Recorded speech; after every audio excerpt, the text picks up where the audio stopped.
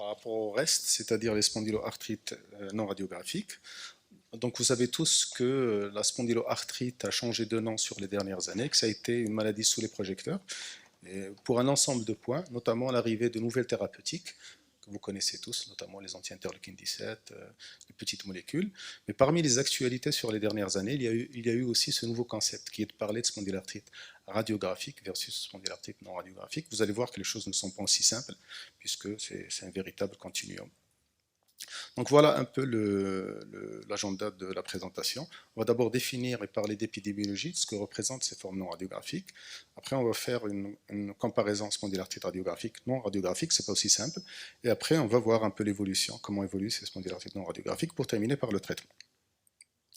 Alors, on commence par un cas clinique, c'est des patients que vous voyez tous les jours. C'est un patient qui a 33 ans, ingénieur, qui est semi-marathonien amateur. Il n'a pas d'antécédent personnel. Il a des thalalgies postérieures inflammatoires avec gonflement depuis 200, qui ont été au départ mis sur le compte de la course qu'il pratique. C'est associé à de lombalgie occasionnelle nocturne, bien soulagé par le diclofénac. Il n'a pas consulté depuis le début de ses troubles. Donc le rachis est souple, il n'y a pas de syndrome rachidien, mais vous trouvez un gonflement des anthèses avec une CRP positive, significative. Le HLA-B27 n'a pas été fait, la radio du rachis dorsolombaire est strictement normale. Vous faites une radio du bassin, vous tombez sur ça. Donc je ne vais pas commenter pour les rhumatologues. Et après, vous faites une échographie des arrière-pieds et vous tombez sur ça. Voilà. Bon, pour ceux qui ne font pas encore de l'échographie, il s'agit d'une anthésite inflammatoire très nette, calcanéenne. Alors qu'est-ce que vous faites? Vous retenez le diagnostic de spondylarthrite non radiographique, vous retenez le diagnostic spondylarthrite radiographique, vous devez obligatoirement compléter par une IRM du rachis. On aura le plaisir d'avoir une radiologue parmi nous pour discuter peut-être de ça. Ou vous complétez quand même, pour compléter le dossier, vous complétez par un HLA B27. Voilà, donc tout le monde est un peu pour le B. Alors, l'ajout par rapport au spectre classique des spondyloarthrites, des spondylarthropathies, c'est ça. Donc vous connaissez tous ce spectre décrit par Amor il y a plus d'une vingtaine d'années, avec comme noyau central la spondylarthrite ankylosante, mais toutes les pathologies spondylarthropathies. L'ajout par rapport à ce spectre sur les dernières années a été cette nouvelle venue qui est la notion de spondylarthrite non radiographique. Vous savez tous que maintenant tout le monde est unanime sur la manière de décrire les spondylarthrites et qu'il faut parler plutôt de phénotype, c'est-à-dire spondyloarthrite axiale, spondyloarthrite périphérique, spondyloarthrite anthésitique, y ajouter la manifestation éventuelle, donc spondylarthrite axiale avec psoriasis, spondylarthrite sur Mickey, etc. Et que les spondylarthrites axiales non radiographiques font partie des spondylarthrites axiales, où il y a deux groupes, les radiographiques et les non radiographiques. Alors, vous savez tous que les critères actuellement les plus utilisés sont les critères d'Assas, qui restent des critères de classification, et qui ont deux moyens d'entrée, soit on rentre par une sacroïlite, soit on rentre par le HLA-B27.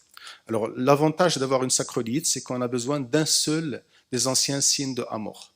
Un seul des items de Amor est suffisant. Donc, vous pouvez avoir une sacroïlite bilatérale et une uvéite, vous êtes classé spondyloarthrite. Par contre, pour l'HLA-B27, il faut au moins deux autres signes, et que l'ajout par rapport justement aux critères d'Amor a été que l'IRM, la sacroïlite IRM, est aussi retenue. Et donc, en gros, il y a deux bras, donc le bras sacroïlite et le bras clinique, qui est le bras HLA-B27. Et dans ce bras imagerie, donc, vous aurez deux types de sacroïlite, la sacroïlite radiographique et la sacroïlite IRM. Et donc, en fait, la radiographique, c'est la spondyloarthrite axiale radiographique, c'est là où il y a une sacroïlite radiographique. Le reste, c'est-à-dire le HLA-B27 ou la sacroïlite IRM, sont dites spondyloarthrites non radiographiques.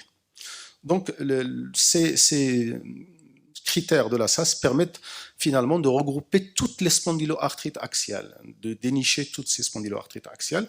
Elles ont des critères. Alors, parmi les critères, c'est que par exemple, la syndesmophytose rachidienne ne figure pas. Donc vous savez tous que vous avez un petit sous-groupe de 5 à 10% de spondylarthrites qui peuvent ne pas avoir de sacroïlite et avoir une syndesmophytose, ils peuvent ne pas rentrer dans les critères. Autre chose, c'est que ça suppose un âge de moins de 45 ans, c'est-à-dire quelqu'un que vous voyez qui a de lombalgie à 50 ans peut ne pas rentrer dans ces critères, et qu'il y a éventuellement, on va en discuter aussi, les spondylarthrite non radiographiques, vous savez que la fibromyalgie peut poser problème. Mais l'intérêt de ces critères, c'est que ça permet quand même d'homogénéiser les groupes pour les études pharmacologiques. Alors, autre difficulté, c'est que, bon, on a eu un excellent topo sur la manière un peu de voir la sacroïde IRM, mais ça reste pas encore tout à fait au point. Et les consensus par là, ça, sont très récents. Vous voyez que c'est en 2016 et qu'il y a toujours un travail en cours pour essayer d'harmoniser la sacroïde IRM. Et ce n'est pas encore parfait, puisqu'on peut avoir de faux positifs. Et ça dépend aussi de l'expérience des radiologues. Bon, je ne vais pas rentrer sur ce débat pour vous dire que dans notre pratique, parfois, on est quand même un peu déçu par la sacroïde IRM, on peut en discuter. Alors, un mot sur la prévalence des spondyloarthrites non radiographiques, c'est le grand flou, et ça rejoint un peu le grand flou de l'épidémiologie de la spondyloarthrite. Autant les choses sont relativement carrées pour la polyarthrite rhumatoïde, qui est une maladie qui a une prévalence globalement la même partout, autant pour la spondylarthrite, c'est vraiment, il y a un grand écart entre populations, au sein même de la même population, entre les critères qu'on utilise, etc. Donc grossièrement, ça va de 0,05% jusqu'à 10% de la population. Donc ça vous donne une idée sur la marche, et c'est très corrélé à la prévalence du HLA-B27 dans la population. Donc maintenant, bon, on a quelques études un peu parcellaires, mais grossièrement sur les études dont on dispose, la prévalence des SPA axiales non radiographiques serait de l'ordre de 0,3 à 0,5, 0,7% de la population. Et il y aurait pratiquement 10% de spondylarthrite axiale non radiographique dans les populations indigènes au Canada. Mais ce n'est pas encore au point. Alors quand on va voir les spondylarthrites qui consultent chez les radiologues, vous verrez que ce n'est pas au point non plus, parce que sur les séries ici, vous voyez ici par exemple qu'il y a 80 spondylarthrites non radiographiques pour 20 spondylarthrites radiographiques, alors que dans l'autre série, il y a 23 spondylarthrites non radiographiques par rapport à 77 spondylarthrites radiographiques. En fait, d'emblée, vous voyez, on va en discuter, que c'est très corrélé à la durée d'évolution de la maladie. Et on va voir que, bien sûr, vous le voyez ici, plus vous prenez les patients qui ont des lombalgies inflammatoires anciennes, plus le contingent spondylarthrite non radiographique va grossir.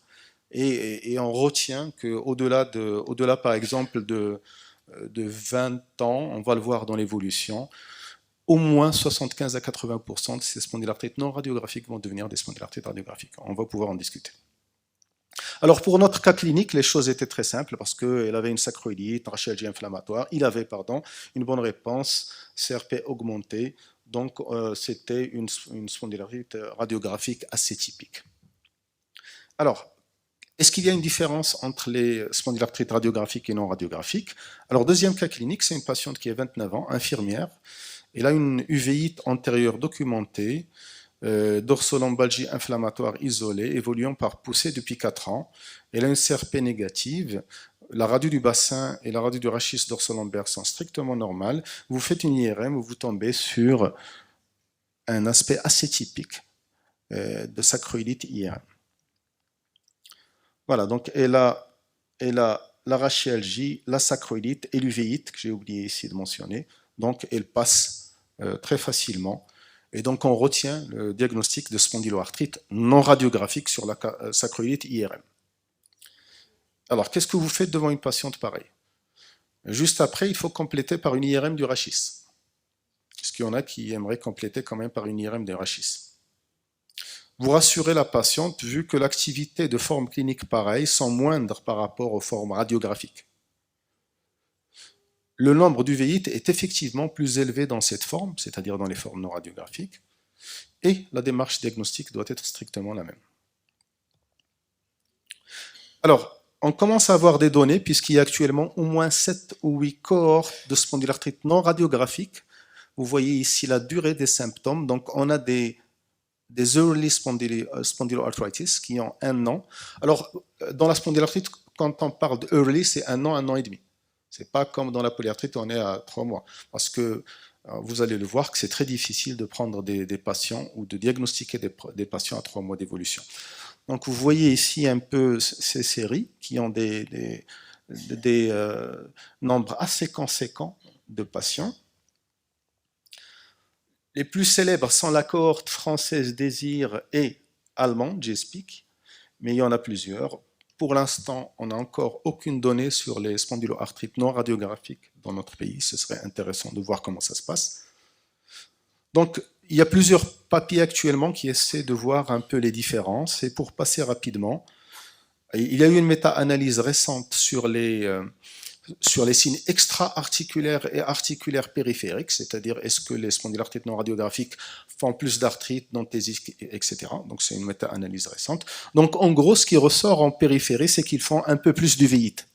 Les spondylarthrites radiographiques font plus d'uvéite que les spondylarthrites non radiographiques. C'est ce qui ressort dans cette méta-analyse. Mais le reste ne ressort pas. Pour les points communs, bon, la prévalence du HLA-B27 est la même, l'âge est le même, les signes rhumatologiques périphériques, l'activité, notamment le BASDAI, est le même dans les séries. Alors, les différences, c'est qu'il y a plus de femmes dans les spondylarthrites non radiographiques, il y a un BASPHI moins élevé et corrélé au temps, et ça on peut l'imaginer, c'est-à-dire une spondylarthrite qui a 10 ans radiographique pourrait déjà avoir une syndesmophytose, une limitation et un BASPHI élevé. Ils sont plus inflammatoires, que ce soit sur la CRP, mais aussi sur l'IRM du rachis. Et le seul signe extra-rhumato qui sort, c'est l'uvéite. Mais pour l'instant, la démarche diagnostique, et on verra aussi thérapeutique, reste pratiquement la même. Donc pour notre patiente de tout à l'heure, donc on a retenu le diagnostic de spondylarthrite non radiographique. Alors le nombre d'uvéites est plus bas dans cette forme, il n'est pas plus élevé. Et la démarche diagnostique doit être exactement la même. Par contre, le BASDAI est strictement le même entre les formes radiographiques et non radiographiques, et vous n'avez pas besoin de compléter par une IRM du rachis. Alors, quelle est l'évolution des spondylarthrites non radiographiques? Donc, on revient à notre patiente, infirmière de 29 ans, qui a une forme non radiographique sur une sacroiliite IRM avec uvéite. Alors, à terme, toutes ces spondylarthrites non radiographiques vont évoluer vers une forme radiographique. 70% vont évoluer vers une forme radiographique dans les 5 ans. La CRP est un facteur prédictif d'ossification, CRP élevé, et une éventuelle rémission prolongée est possible, mais elle est rare.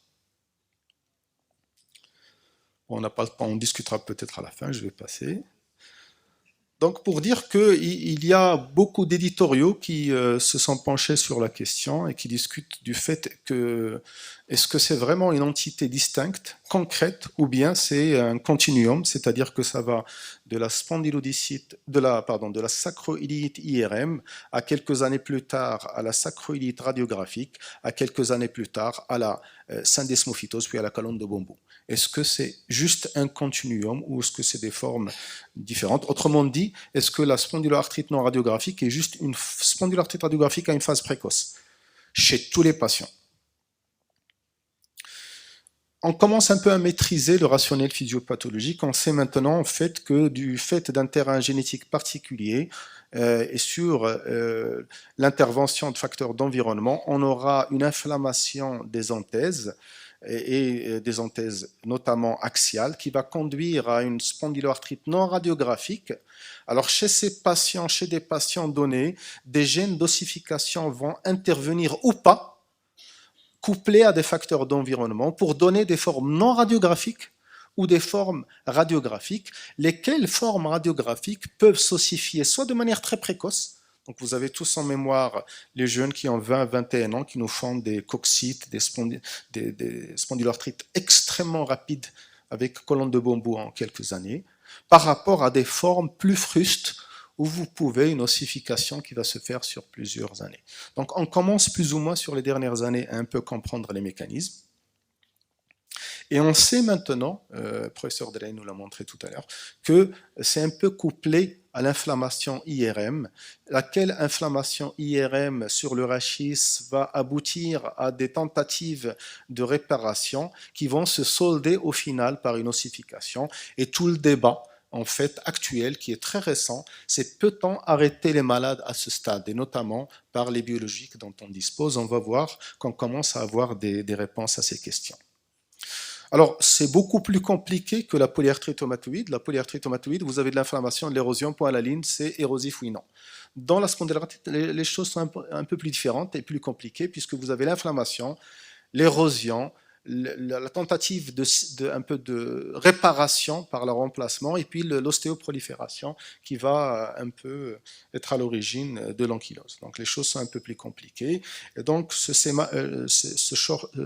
sorte de fleuve est une conception intéressante, puisque tous les malades vont débarrer par des lombalgies inflammatoires, et il est probable que si vous prenez des lombalgies inflammatoires, des lombalgiques inflammatoires à 2 mois, que vous n'ayez même pas encore de sacroïlite IRM. D'accord. Donc, si vous les prenez ici, au bout de quelques semaines, mais par la suite, c'est des patients qui vont évoluer vers de véritables spondylarthrites axiales non radiographiques. Et il y a des patients parmi ceux, un très faible contingent, qui peut vraiment évoluer vers la rémission. Après, vous aurez des patients qui vont petit à petit évoluer vers une spondyloarthrite axiale, la spondylarthrite ankylosante telle que décrite, qu'on connaît tous, et il y aura des patients qui vont rester tout au long de leur évolution comme spondylarthrite non radiographique. Alors, il y a un facteur majeur duquel il faut bien sûr tenir, c'est le paramètre temps. C'est-à-dire, si vous voyez quelqu'un qui a une spondyloarthrite dont les lombalgies inflammatoires remontent à 15 ans, il a déjà peu de risque d'évoluer vers une forme radiographique. Par contre, si vous voyez quelqu'un qui a des lombalgies inflammatoires qui en 6 mois, il a 24 ans, vous ne savez encore pas s'il va évoluer vers une forme radiographique. Or, le problème entier, vous savez que le concept de polyarthrite récente a vraiment marché, et que même au Maroc, maintenant, on prend en charge des polyarthrites rhumatoïdes récentes, du fait de tout ce qui a été fait autour. Le délai moyen actuel en Europe de diagnostic de la spondylarthrite reste de 6 à 8 ans. Il est presque de 10 à 12 ans aux États-Unis. Donc ça reste quand même, ça veut dire qu'on n'est pas encore performant un peu dans la prise en charge précoce de ces maladies. Alors, on sait maintenant quels sont les patients qui sont le plus à risque de s'ossifier. Et ce sont les patients qui ont au départ une CRP élevée, qui ont au départ une inflammation sur l'IRM. Et bien sûr, si vous tombez d'emblée sur une syndosmophytose, vous avez déjà la signature que c'est un patient qui va ankyloser, le tabac, le patient de sexe masculin, et aussi des travaux de charge. Et on sait maintenant, en fait, que pratiquement 70% de ces malades non radiographiques vont devenir radiographiques à 20 ans, et la rémission touche des cas très isolés. On commence à essayer de faire des matrices, et la seule matrice qui a été proposée maintenant repose sur la CRP. Alors, y a-t-il réellement un intérêt de réaliser une IRM du rachis pour suivre éventuellement ces patients? Alors, il y a un travail qui s'est intéressé à ça pour voir s'il y a une valeur ajoutée à faire des IRM du rachis dans les formes non radiographiques, et pour l'instant, la réponse est clairement non. C'est-à-dire, si la sacroïlite IRM n'existe pas, il n'est pas démontré actuellement qu'ajouter une IRM du rachis rapporterait quelque chose, et ce n'est pas encore retenu par les experts ASAS. Quand vous avez une IRM du bassin strictement normale, il n'est pas encore retenu, d'ailleurs même sur les critères, de faire une IRM du rachis. Voilà, donc pour une CRP élevée est un facteur prédictif d'ossification, et une éventuelle rémission est possible et rare. Par contre, moins de 20% évoluent vers une forme radiographique dans les 5 ans. Mais au bout de 20 ans, on a 70% qui vont évoluer vers une forme radiographique. Donc on arrive au traitement. Alors, on commence à avoir aussi des réponses. Il y a 2 ou 3 essais sur les anti-inflammatoires qui montrent que l'efficacité des anti-inflammatoires non stéroïdiens et le dogme qui est celui de retenir comme critère dans les spondylarthrites la réponse et l'excellente réponse aux ANS marche aussi dans les anti-inflammatoires non stéroïdiens, donc je passe. Pour l'instant, il y a en Europe et aux États-Unis 4 molécules qui sont approuvées, qui ont l'AMM dans la spondylarthrite non radiographique. Donc il n'y a pas l'infliximab, il y a l'adalimumab, certolizumab, golimumab plus récemment et etanercept. Ce sont les 4 molécules qui ont maintenant l'AMM dans les formes non radiographiques. Alors il y a au moins 3 méta-analyses sur l'efficacité des anti-TNF dans les SA non radiographiques. Et globalement, donc je vais passer rapidement pour vous dire que globalement, d'abord c'est très corrélé, et ça on peut l'imaginer, à l'existence ou pas d'une inflammation CRP-IRM, c'est-à-dire une spondyloarthrite non radiographique où la CRP est négative, ses chances de répondre à l'anti-TNF sont moindres par rapport à une forme non radiographique, inflammatoire, biologiquement ou sur l'IRM. Ça, on peut le deviner. Vous savez que possiblement, c'est un peu contaminé par un contingent de patients fibromyalgiques. On peut en discuter aussi. Alors, il y a une méta-analyse qui mettait un peu une supériorité d'adalimumab sur les autres par rapport aux formes non radiographiques, laquelle n'a pas été confirmée par une autre méta-analyse. Dans cette méta-analyse, il y a une tendance à la supériorité des anti-TNF dans les formes radiographiques. Ils sont efficaces, mais l'efficacité serait un peu moindre par rapport aux formes radiographiques, et il n'y a pas d'action sur l'évolution structurale. Alors, est-ce qu'il existe un effet structural des anti-TNF? Et ça, la vraie question à se poser, c'est est-ce que les anti-TNF ont une action sur l'évolution structurale? Bien sûr que ce soit dans les formes radiographiques ou non radiographiques, c'est la vraie question, et on commence un peu à avoir des réponses. Alors ça, c'est un essai très récent qui montre un peu que sur des spondyloarthrites très récentes, un an et demi, administrer de l'étanercept diminue les signes structuraux IRM sur les sacroiliaques, qui sont, il y a un signe assez spécifique qu'on appelle le backfill et le score d'érosion. Alors, c'est vraiment des signes assez difficiles à rechercher. Bon, je vais passer. L'effet structural des anti-TNF serait aussi corrélé à la durée d'évolution de la maladie. C'est-à-dire, si vous démarrez un anti-TNF chez quelqu'un qui a une spondylarthrite qui a 2 ans, vous imaginez bien que vous avez potentiellement et théoriquement plus de chances d'être efficace que si vous démarrez un anti-TNF chez quelqu'un qui a une maladie qui a 15 ans. Alors, il y a une étude observationnelle récente qui a quand même un peu ressoulevé ce débat. Vous savez que pour tous ceux qui ont suivi cette polémique, il y a 10 ans, on disait clairement que les anti-TNF n'avaient aucune action sur l'évolution structurelle. On était vraiment déçus. Alors tout ça est vraiment remis en cause actuellement, et il y a une étude observationnelle qui a montré en fait que l'utilisation d'anti-TNF pouvait ralentir. Alors vous avez ici ce qui augmente un peu la progression structurale, c'est le fait d'avoir un BASDAI initial élevé, un score de syndesmophite élevé, donc tout ça va un peu, le HLA-B27 non, le sexe pas beaucoup, mais ce qui est par contre protecteur potentiel, même le tabac d'ailleurs, il peut accélérer la progression structurale, mais ce qui aurait un effet positif serait l'utilisation d'un anti-TNF à une phase précoce. Alors, nouvelle molécule qui arrive, c'est les anti-interleukine 17, qui sur leur essai sur des spondylarthrites relativement récentes, ont montré qu'il n'y a pas eu de progression structurale par rapport au groupe contrôle. Et ça nous conduit à discuter de plus en plus l'histoire de fenêtres d'opportunité qu'on a tous admises dans la polyarthrite rhumatoïde et qui commencent maintenant à vraiment être soulevées dans la spondylarthrite sur les 2 dernières années. Alors sur les recommandations, l'actualisation des recommandations ASAS 2016, il n'y a pas de distinction dans la prise en charge entre les formes radiographiques et non radiographiques, donc c'est la même prise en charge, sauf pour les biothérapies, il n'y a pas d'indication à l'infliximab et à l'anti-interleukine 17, parce que vous savez que dans les recommandations ASAS dernières, l'anti-interleukine 17 est passé pratiquement au même rang que les anti-TNF.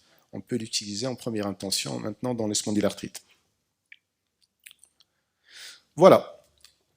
Donc, c'est une forme clinique qui commence à être de mieux en mieux individualisée. Une bonne partie de ces patients vont évoluer vers une véritable spondylarthrite ankylosante sous l'action de facteurs génétiques environnementaux.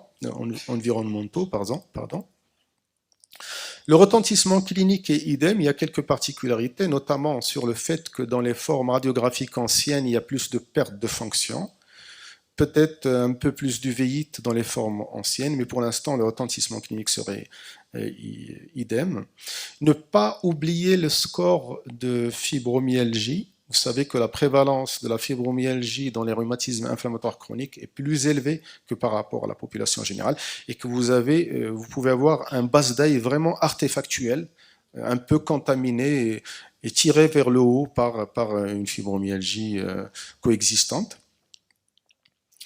On a pour l'instant une bonne réponse aux AINS et aux biologiques, mais on ne dispose pas suffisamment de data pour voir si c'est vraiment des malades qui vont répondre de manière différente au traitement dont on dispose. Le principal point reste quand même le délai diagnostique. Parler d'une forme non radiographique à 6 mois est trop tôt, trop précoce. Et puis cette histoire de fenêtre d'opportunité qui, je pense qu'on aura des réponses très prochainement sur ça. Alors qu'en est-il des formes marocaines? On n'a pas encore de data sur les spondylarthrites. On les voit tous les jours, des formes non radiographiques, axiales, où on n'a pas vraiment encore de sacroïdes. Est-ce qu'il y a des particularités par rapport à notre contexte? Et puis, bien sûr, tout le monde recommande actuellement qu'il ne faut jamais dire aux patients, vous avez une forme non radiographique. Si vous allez sur Google et vous mettez non radiographique, la seule maladie non radiographique actuellement, c'est la spondylarthrite. Mais je ne vous préconise pas de dire au malade, vous avez une spondylarthrite non radiographique. Dites-lui juste qu'il a une spondylarthrite, point à la ligne. Je vous remercie.